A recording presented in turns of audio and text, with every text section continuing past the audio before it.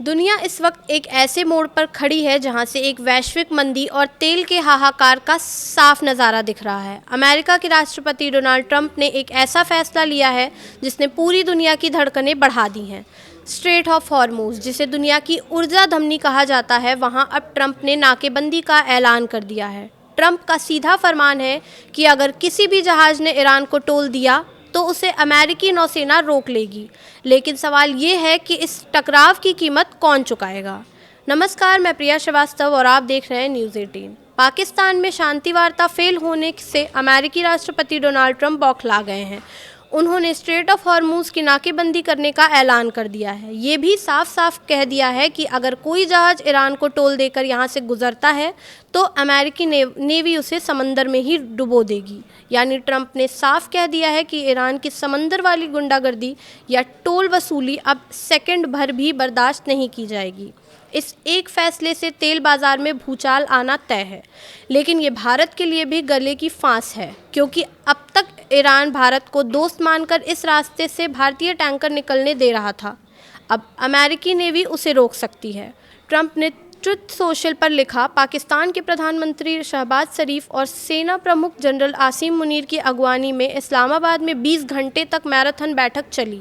बातचीत अच्छी रही, लेकिन ईरान ने स्ट्रेट ऑफ हॉर्मुज़ खोलने का वादा किया था। अब वो मुकर रहा है। इसलिए अब दुनिया की सबसे बेहतरीन नौसेना यानी अमेरिकी नेवी तुरंत प्रभाव से इस रास्ते की नाकेबंदी शुरू कर रही है। ईरान कह रहा है कि इस समुंदर में माइंस बिछी हैं। ये दुनिया को ब्लैकमेल करने की सबसे घटिया हरकत है। ट्रंप ने साफ चेतावनी दी है कि अमेरिकी नेवी अंतर्राष्ट्रीय जल क्षेत्र में ऐसे हर जहाज़ को खोजेगी और रोकेगी जिसने ईरान को कोई भी अवैध टोल चुकाया है। मतलब जो टोल देगा उसे समंदर में सुरक्षित रास्ता नहीं मिलेगा। ट्रंप ने यह भी दावा कर दिया है कि ईरान की नेवी, एयरफोर्स, रडार सब खत्म हो चुके हैं। आयतुल्ला खामेनेई और उनके ज़्यादातर नेता मारे जा चुके हैं और अगर अब किसी भी ईरानी ने अमेरिका या किसी शांतिपूर्ण जहाज़ पर गोली चलाई तो उसे नरक में भेज दिया जाएगा।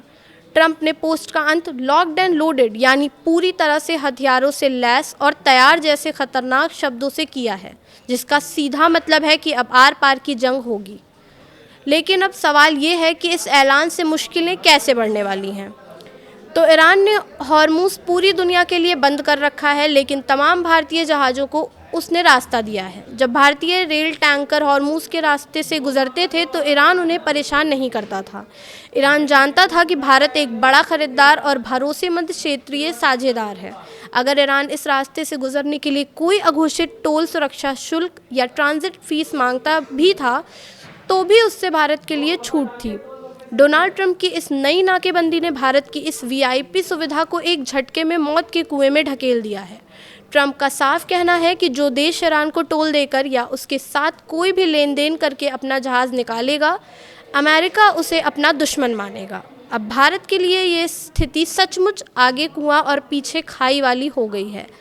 इसे ऐसे समझिए कि अगर भारत का कोई तेल टैंकर अपनी सुरक्षा के लिए या ईरान की जल सीमा से शांति से निकलने के लिए ईरान को टोल चुकाता है तो अमेरिकी जंगी जहाज़ उसे बीच समंदर में रोक लेंगे, जब्त कर लेंगे या उस पर प्रतिबंध लगा देंगे। इससे भारत का जहाज़ समंदर में फंस जाएगा और भारत तक पहुंचने वाला तेल बीच रास्ते में ही अटक जाएगा।